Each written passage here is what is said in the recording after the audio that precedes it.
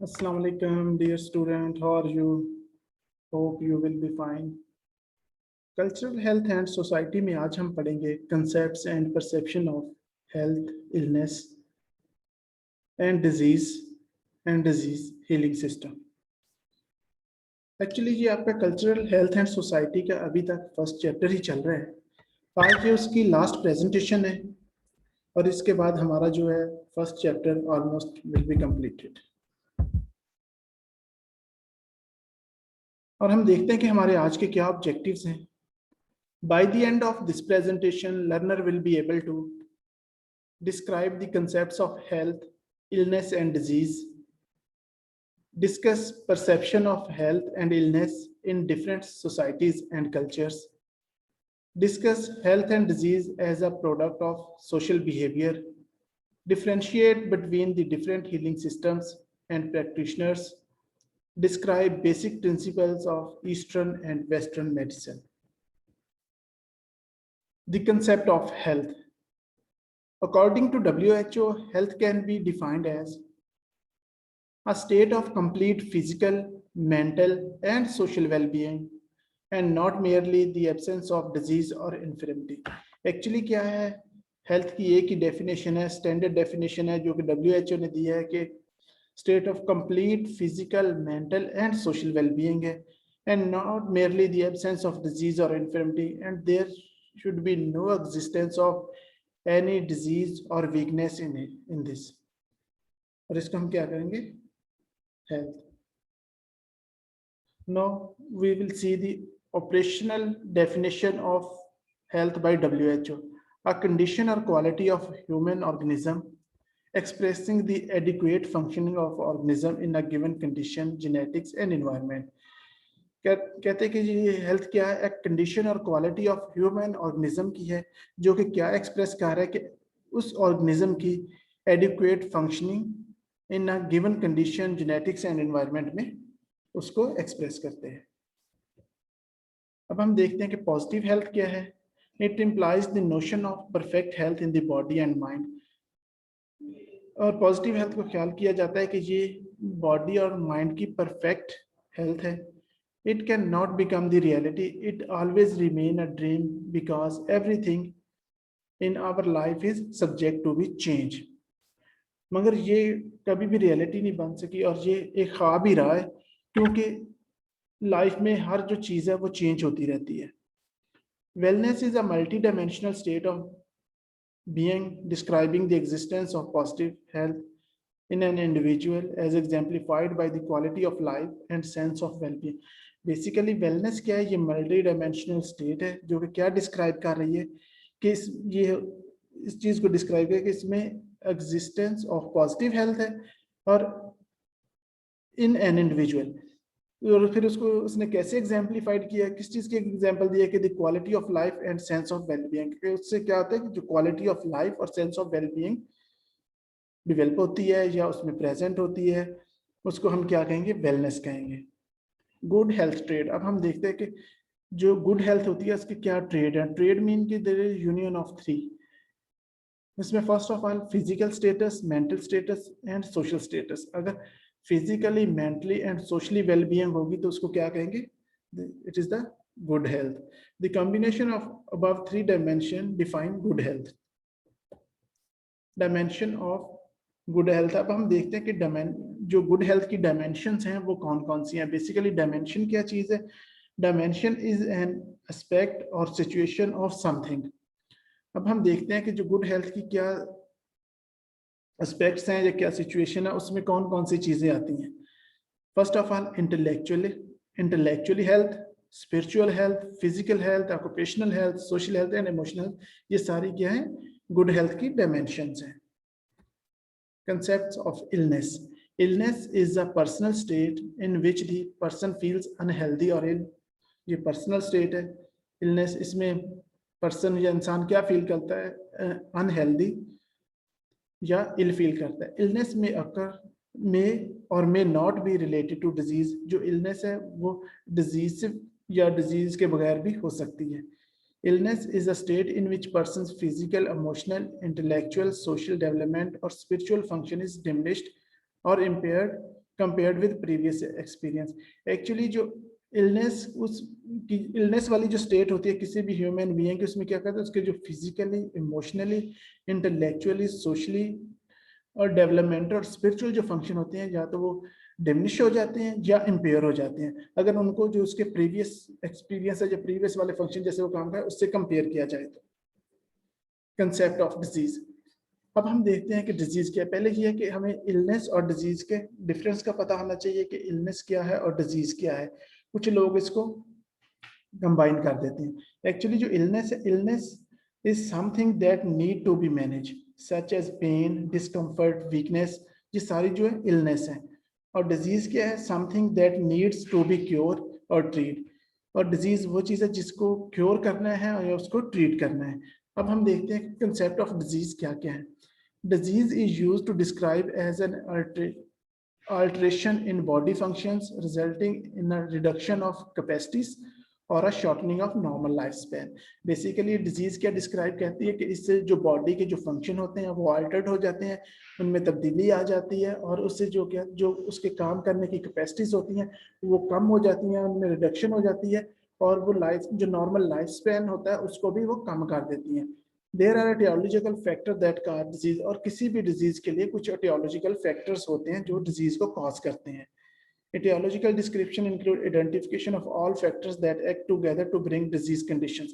Aetiological description क्या में कौन कौन सी चीजें क्या क्या इंक्लूड करता है, आइडेंटिफाई और वो तमाम फैक्टर्स को आइडेंटिफाई करना जो सारे मिलकर किसी डिजीज को कॉज करने का बायस बनते हैं।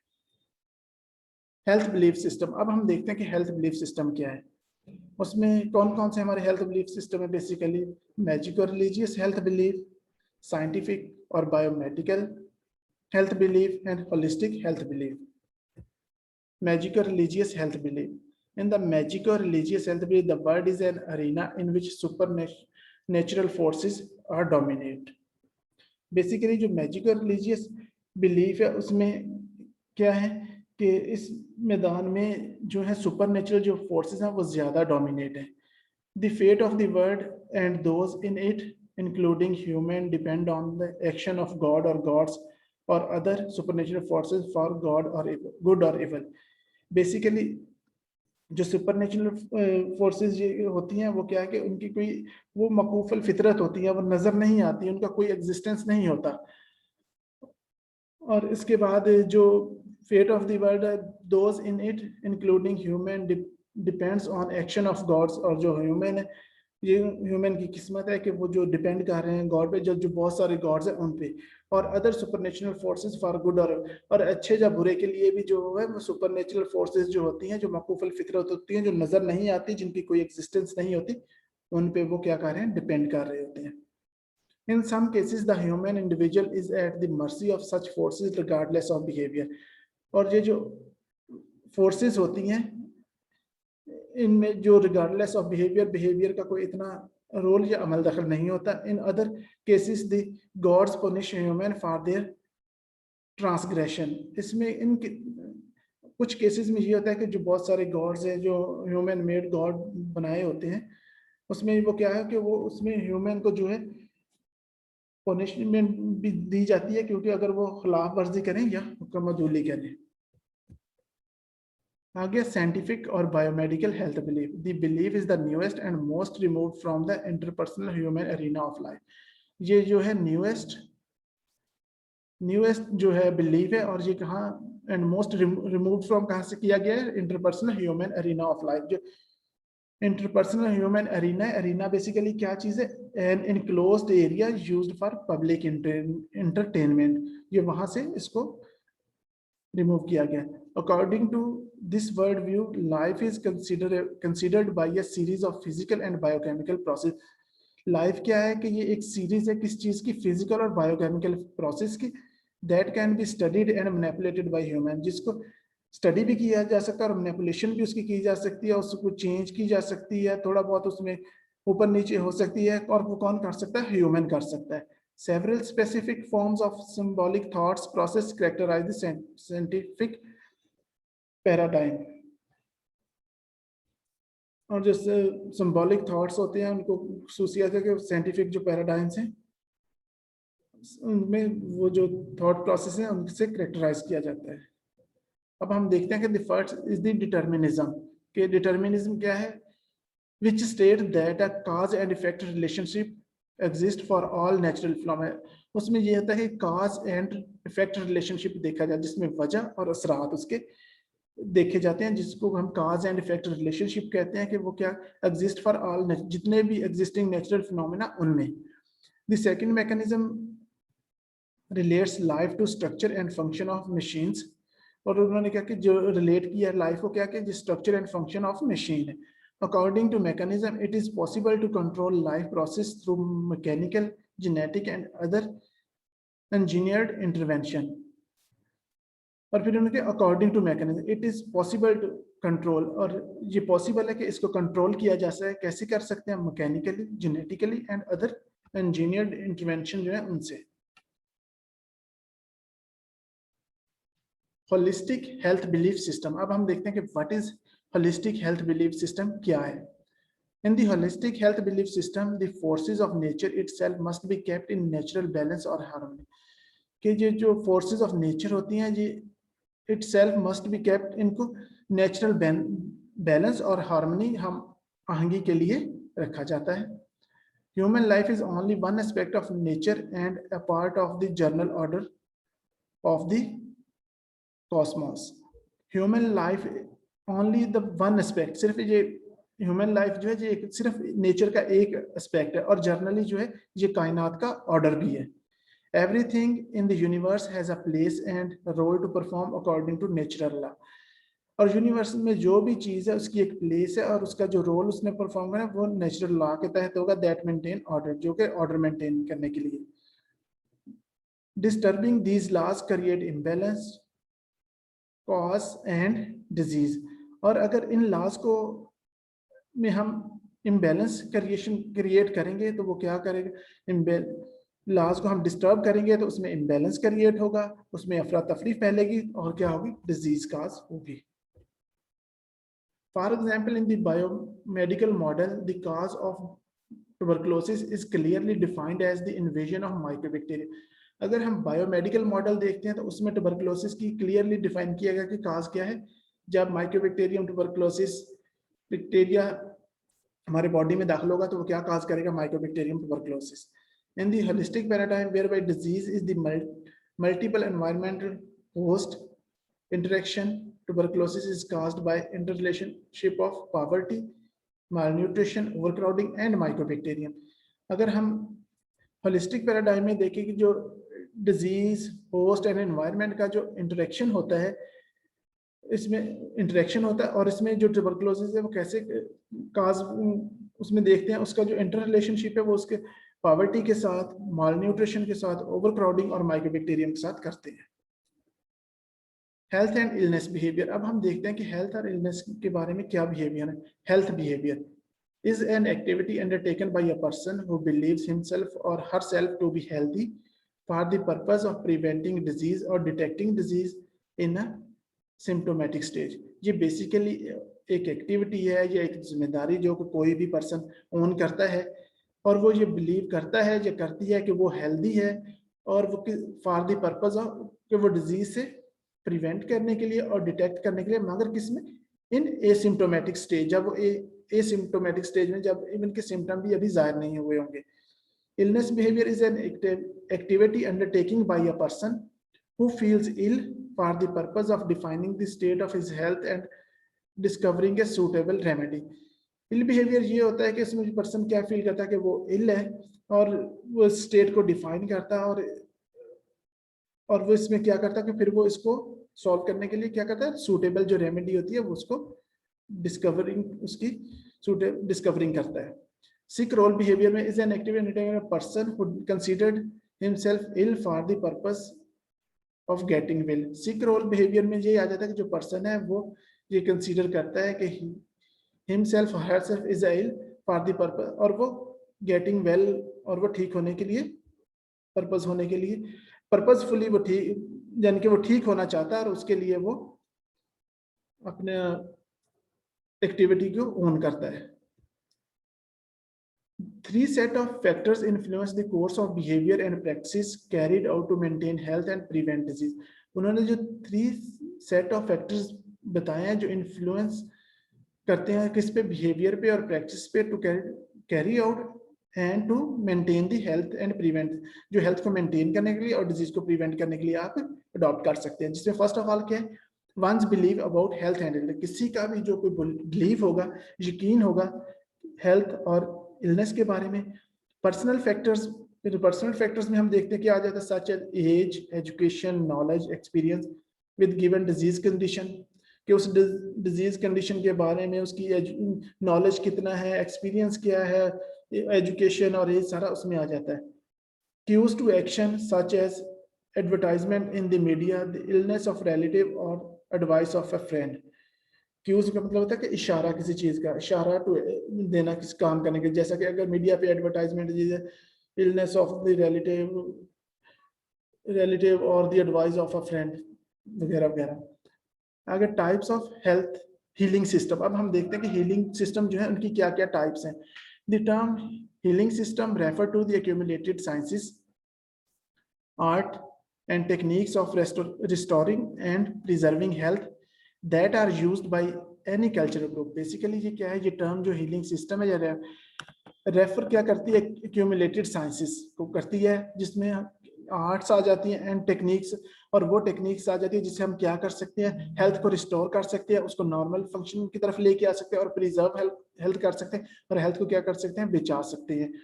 That are used by any, और जो कि वो कोई भी कल्चरल ग्रुप यूज कर सकता है। इसमें कौन कौन से हीलिंग सिस्टम आ जाते हैं? First of all self care, second one professional care system, third one folk healing system, and last one is complementary and alternative medicine. अब हम देखते हैं self care. For common minor illness an estimated 70% to 90% of all people initially try self care with over the counter medicine, mega vitamin, herbs, exercise and food that they believe have healing power।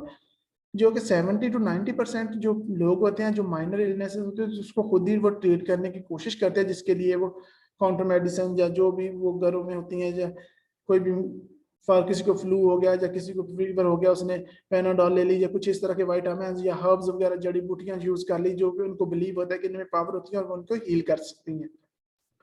When self-treatment is ineffective, people are likely to turn to professional and folk healing से। और जब वो self treatment जो ineffective हो जाती है, वो काम नहीं करती, वो देखते हैं कि इससे हमें फायदा नहीं हो रहा, तो वो फिर किस तरफ को टर्न होते हैं? Professional and folk healing system. Professional care system, according to Linger 1991 to 1997, Linger and McFarland 2002, professional care system और फॉर्मली टॉट। जो प्रोफेशनल केयर सिस्टम होता है उसको क्या किया जाता है? फॉर्मली उसको टॉट किया जाता है, पढ़ाया जाता है, लर्न किया जाता है, एंड ट्रांसमिटेड प्रोफेशनल केयर, और प्रोफेशनल केयर में इसको ट्रांसमिट किया जाता है। Health, illness, wellness and related knowledge, जो कि हेल्थ, इलनेस, वेलनेस और जो and related knowledge and practice skills that prevail in professional institutions. और बस ये सारी जो चीजें क्या हैं, ये skills and prevail in professional institutions में प्रैक्टिस की जाती हैं। नेक्स्ट देखते हैं कि फोक हीलिंग सिस्टम। फोक हीलिंग सिस्टम कौन से होते हैं? A folk healing system is a set of beliefs that has a shared social dimension and reflect what people actually do when they are ill। इसमें बेसिकली ये बताया गया कि लोग जब बीमार हो जाते हैं तो वो क्या करते हैं। इल वर्सेस व्हाट सोसाइटी सेज, अगर वो बीमार होते हैं और वो सोसाइटी क्या उसके मतलब कहती है, they are to do according to set of social standard, जो उनके सोशल स्टैंडर्ड्स होते हैं उनके मुताबिक उसको कर रहे थे। It is mixture of non-professional system and use healing practices that are learned informally। और इसमें वो हीलिंग प्रैक्टिसेस यूज होती हैं जो कि फॉर्मली नहीं होती, इनफॉर्मली होती हैं। Complementary and alternative medicine. अब हम देखते हैं कि जो कॉम्प्लीमेंट्री और अल्टरनेटिव मेडिसिन क्या है। Complementary alternative medicine is an umbrella term for hundreds of therapies based on healthcare system of people from around the world। जितनी भी around the world जो hundreds of therapies हैं जो हेल्थ केयर सिस्टम में लोग use करते हैं, वो complementary and alternative medicine umbrella के अंडर आती हैं। Some complementary and alternative medicines therapies have ancient origin in Egyptian, Chinese, Greek and native North American cultures. और जो सरस ने बताया कि जितने भी कॉम्प्लीमेंट्री एंड अल्टरनेटिव मेडिसिन है थेरेपीज हैं ये कहाँ से ओरिजिनेट हुई हैं? इजिप्शियन से, चाइनीज से, ग्रीक से and native North American culture से. Example of complementary and alternative medicine therapies include acupuncture. Acupuncture basically ये कि ये पेन की ट्रीटमेंट के लिए यूज करते हैं, जिसमें वो छोटी नीडल्स होती हैं जो स्किन में लगा के उसको ट्रीट किया जाता है. Second one is aroma therapy. Aroma therapy में क्या होता है कि बेसिकली ये मसाज है इसमें, और जो ऑयल होता है उसकी मसाज किया जाता है, और बेसिकली इससे क्या है ये स्ट्रेस एंड रिलैक्सेशन के लिए यूज की जाती है. आयुर्वेदा ये भी एक इंडियन ट्रीटमेंट है. इसमें इंडियंस क्या कहते हैं, उसमें अपने बॉडी फंक्शंस को बैलेंस करने के लिए वो क्या करते हैं, हर्बल्स जो यूज होती हैं उनका यूज करते हैं. और मसाज का भी यही मतलब है कि जो मालिश वगैरह करते हैं ऑयल से करते हैं, जिस चीज से भी करते हैं वो भी एक रिलैक्सेशन थेरेपी में आ जाती है. अब हम देखते हैं कि वेस्टर्न मेडिकल साइंसेस क्या है. Western medical sciences is a wonderful approach of cure and treatment that stop illness in the human body. Western medical science जो है कि एक वंडरफुल अप्रोच थी जो किस चीज के लिए यूज हो रही थी, क्योर करने के लिए और ट्रीटमेंट करने के लिए, जो कि इलनेस को ह्यूमन बॉडी में स्टॉप कर देती है. This science can trace its roots back to ancient Greek and Egyptian physicians, but it base approach begin to take shape in the 19th century. Basically जो वेस्टर्न मेडिकल साइंस है इसकी जो roots back है वो कहाँ से, ancient Greeks और Egyptian physicians से थी, मगर इसकी जो बेसिक अप्रोच बिगेन हुई थी वो कहाँ से, उसको टेक शेप इन 19th सेंचुरी में उसको शुरू की गई थी. The world war two era marked the beginning of the significant development of the synthetic drug. और जो वर्ल्ड वार 2 का इरा था उसमें जो सिंथेटिक ड्रग्स थी उसको सिग्निफिकेंट डेवलपमेंट हुई थी उस time. Family doctors began to identify and treat illness with the new diagnostic instrument. और उसमें जो फैमिली डॉक्टर्स होते थे वो क्या करते थे, आइडेंटिफाई और जो and treat illness with new diagnostic, और जो न्यूली डायग्नोस्टिक इंस्ट्रूमेंट थे उनसे वो डायग्नोज करके उसको ट्रीट करते थे इलनेस को. And science began to understand the problem of certain infections and disease. और जो साइंस ने उसने अंडरस्टैंड करना शुरू कर दिया था कि problems of certain infection and जो इन्फेक्शन से बीमारी जो इलनेस काज हुई थी और उससे रिलेटेड जो प्रॉब्लम थे उनको अंडरस्टैंडिंग में हेल्पफुल हो रहे थे. Using substances found in the plants, chemicals were isolated, extracted, refined, measured and administered the human body in controlled doses. और फिर उन्होंने क्या किया, जो सब्सटेंस उन्होंने प्लांट से लिए थे या केमिकल से उनको आइसोलेट किया, उनको एक्सट्रैक्ट किया, उनको रिफाइंड किया, मेजर किया और उनको फिर ह्यूमन बॉडी में इंजेक्ट किया या उनको ह्यूमन बॉडी में एडमिनिस्ट्रेट किया इन एनी वे. और वो इस तरह नहीं कि उन्होंने धड़ाधड़ उसको दे दी, मगर वो भी उन्होंने कंट्रोल डोजेज में देते थे. अब हम देखते हैं कि वो तो हम वेस्टर्न मेडिसिन का पढ़ रहे थे, अब हम ईस्टर्न मेडिकल साइंसेस देखते हैं कि what is eastern medical sciences. Eastern civilization took another approach focusing on preventive health measures and natural healing. जो ईस्टर्न सिविलाइजेशन थी ये एक अनदर अप्रोच थी जो उनका फोकस किस चीज पे था, preventive health and measure the natural healing, और उन्होंने भी नेचुरल हीलिंग पे ज्यादा फोकस किया था. This science began over 5000 years ago when ancient herbologists began to experiment with substance in plant and vegetable that affect human body and bring it to the perfect state. और जो हर्बोलॉजिस्ट थे उस time के उन्होंने भी experience किस पे किया था, प्लांट्स पे और वेजिटेबल पे, और उनके इफेक्ट जो ह्यूमन बॉडी में थे उनको परफेक्ट स्टेट में लाने के लिए उसको उन्होंने ऑब्जर्व किया था, नोट किया था, स्टडी किया था. They discovered that the effective substance in many plants would enhance health, beauty, clarity of thoughts, and the energies of the body. For countries, they nurtured these valuable plants for the richest herbal, vitamin and mineral contents and develop the most effective hybrids. Basically इसमें क्या था कि उन्होंने इसमें क्या discover किया था कि इफेक्टिव सब्सटेंसेस थे प्लांट्स में वो क्या किस चीज के लिए यूज हो सकते थे, वुड इनहेंस हेल्थ, जो कि हेल्थ को इनहेंस करते थे, ब्यूटी को, क्लियरिटी ऑफ थॉट्स, उससे और क्या होती थी, जो थॉट्स की क्लियरिटी वो होती थी, and energies of the body, और बॉडीज को एनर्जी भी मिलती थी. For century they nurtured this valuable plant, उन्होंने सदियों तक जो थे ये जो वाले प्लांट्स हैं इनको नर्चर किया, किस चीज के लिए कर रहे हैं कि ये रिचेस्ट हर्बल विटामिन हैं इस चीज के लिए, and mineral content and develop the most effective fibres, richest herbal vitamin and mineral contents को उनको डेवलप किया, और मोस्ट हाइबर्ड्स क्या है, mixed character composed of different element, और जो मिक्स्ड करैक्टर होता है जो कि डिफरेंट एलिमेंट के साथ कंपोज हुआ होता है। They develop their science further as the emperors and royal subjects, उन्होंने जो अपनी जो साइंस को फर्दर कहाँ तक डेवलप किया था, एम्परर्स एंड रॉयल सब्जेक्ट्स तक।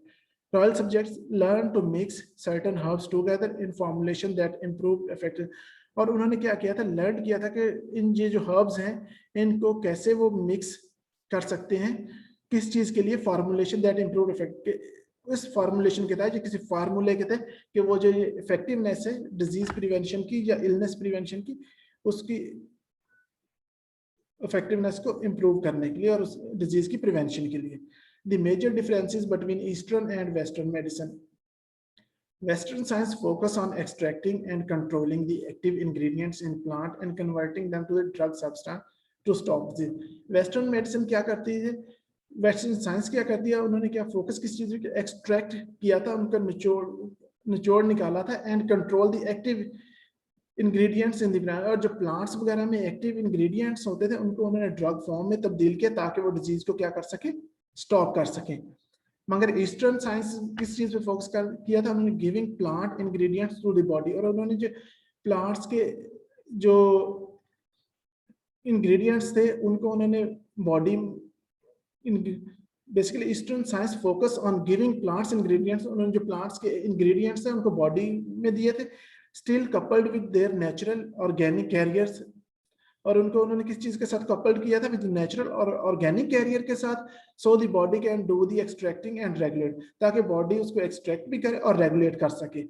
There studies show that the human body recognize them as whole food, और ह्यूमन बॉडी उसको इस तरह रिकॉग्नाइज करे कि ये होल फूड है, and thereby extract only what it, और सिर्फ उसी को एक्सट्रैक्ट करे या उसी को निचोड़ निकाले जिसकी उसको जरूरत है।